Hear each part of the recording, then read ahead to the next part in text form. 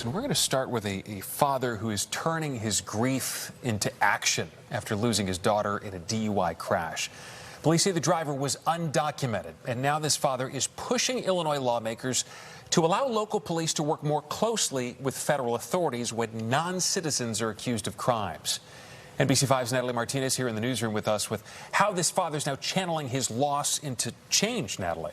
Yeah, and Stefan, you may recall the tragic story of Katie Abraham, who was killed by an undocumented hit-and-run driver last year. Now, her story did become politicized. It was dragged into the debate over Operation Midway Blitz. Her own parents were at odds as well. Her mother addressing the Illinois Accountability Commission in November. Tonight, her dad trying to get state leaders to act, holding meetings with the legislator as we speak. Illinois has really lost someone that was going to do some great things. It's still difficult to stare at pictures of his daughter, Katie. January 19, 2025, struck from behind at almost 80 miles an hour. Katie died on the scene. Another woman died the next day. The man behind the wheel was a convicted drunk driver who fled the scene, was not documented, and was later caught by U.S. Marshals in Texas. I promised Katie that I would speak out and not let her just disappear the way she has. That I'll speak to anyone and work with anyone as long as it achieves positive results. Joe Abraham wants more deterrence for drunk drivers, stiffer penalties, and more serious jail time. If those result in deaths, I think there's got to be a distinction between that. As recently as April, he says he reached out to the minority leader, John Curran's office, and is currently speaking to his state legislator, Chris Balkema, right now about making it happen. We can avoid families having to go through this devastating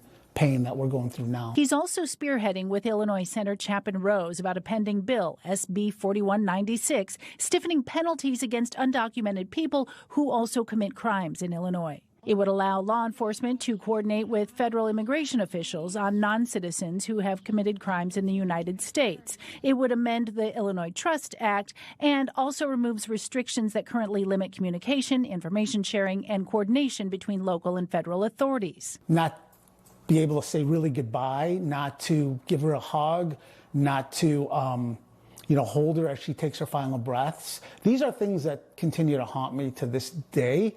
So it's if there's a situation where we can avoid some families having to go through this by looking at some different legislation, I think that would be meaningful.